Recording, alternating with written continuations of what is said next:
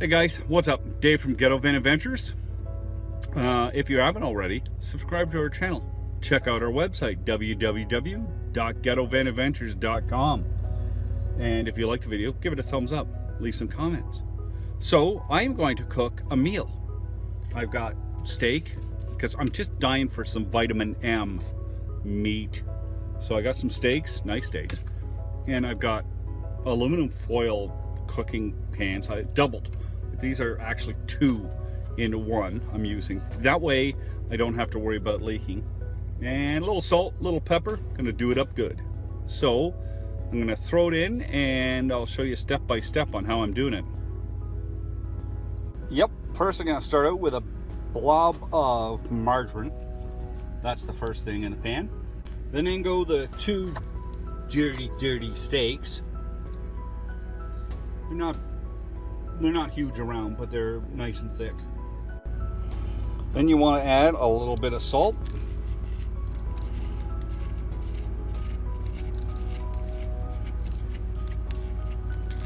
Yeah, I know people are going to bark about this, saying too much salt, but you know what? You won't notice it once it's cooked.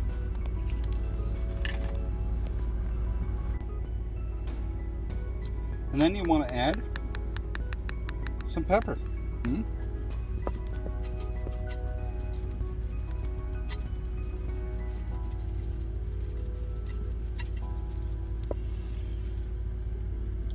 And there you go.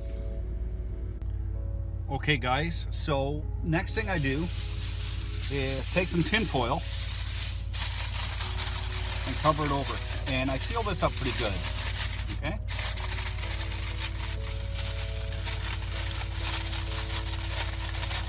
Do it one way, put a piece of tin foil the other way.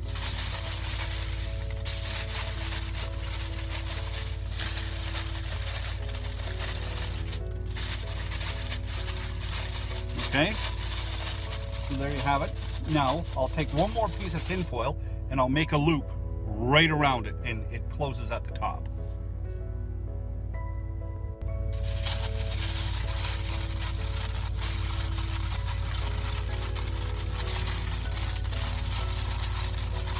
Now you want to make sure this is sealed up tight, and I might actually even put another piece on there.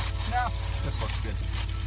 You want to make sure it's sealed up tight because you got to remember, in your engine compartment there's fumes and everything else and dirt. You don't want that in your food. So, but this is nice. I might put one more piece around it just to seal it up again. And aluminum foil's cheap, so I'm going to do it once more and then I'll show you where I place it. Okay guys, that's where I put mine, right on top of the intake manifold. And I want to put it in a place where it's not going to be bouncing around. It's not going to wear anything out by movement. And even though it is aluminum foil, it would take a lot to wear anything out. But you know what? This is nice and clean and it's in a spot that's safe. It shouldn't fall out. And I'm going to drive for maybe an hour and see how it turns out.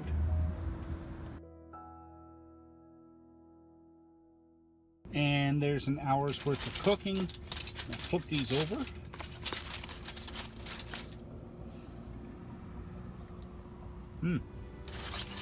So I'm going to throw some mushrooms in because I like mushrooms. And I'm going to wrap it back up and put it under the hood. Now that looks friggin' delicious. Now it's on the plate and I'm gonna cut it up and let's see how this thing tastes. And there it is, cut up. Look at that.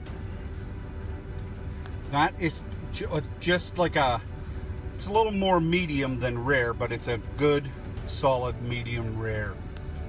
Okay guys, let's see how it tastes. And if it tastes gross, I'll tell you.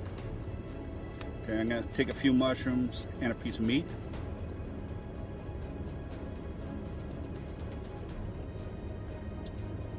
Wow.